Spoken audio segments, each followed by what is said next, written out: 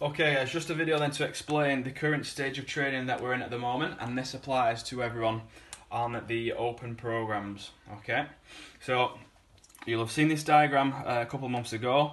We did a little video a few weeks into the open, explain about the functional continuum and then how training was going to look after the open had finished. Okay, which after the open's finished, so now we're 4 weeks in to the off season. Okay, so we're around about here, and we've got all this time until the peak, which is next year's 2019 Open. Okay, so just doing this video really just to explain a few reasons why we're doing certain things in training, why we're doing more of some things and less of others, and how that'll look as the year goes on. Okay, so if we take, so we've taken gymnastics, and if we take toaster bar, just an example of one of the movements, we've done this for all the gymnastics movements. Well, let's take toaster bar. So what we've done is identified the elements of the skill.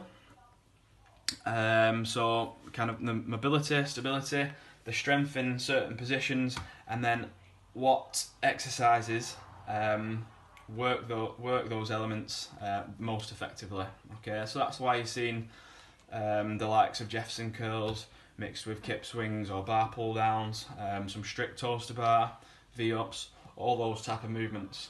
Okay, now they fit into the functional continuum because you rarely ever get tested on those exercises. You don't get tested in V-ups, you don't get tested in kip swings, might in strict toaster bar, but we've not yet seen it in competition time here. But they are very useful, or they've got a big part in playing on improving your toaster bar, which you will be performing here. Okay, so that's why, because we're not going to be getting tested them down here, that's why we need to get them in the training as much as we can here, and build the threshold of those elements. Okay, so this 12-week block that we're in there is all about building the threshold of the elements of the skill that we've identified that you need to train to perform the skill optimally.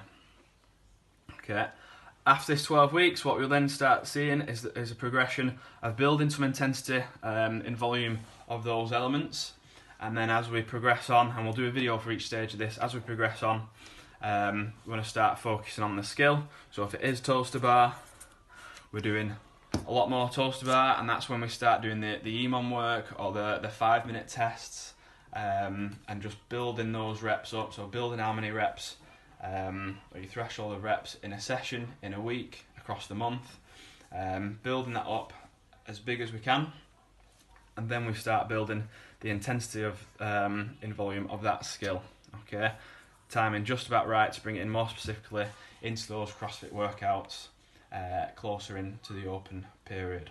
Okay, so that's just an explanation as to why you're doing like the Jefferson curls, the V-ups, and all those exercises right now, and you're doing quite a lot of them, and why you're not doing so many of the kipping movements, and you're not doing so many workouts with the gymnastics in.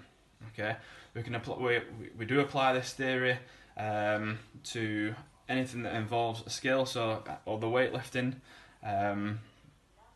yeah, all the gymnastics and weightlifting are the main skills anyway in CrossFit. So we're applying the same thing. It just looks a little bit different on paper.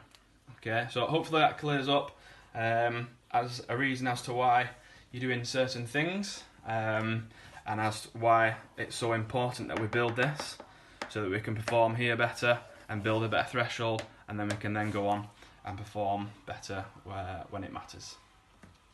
Peace!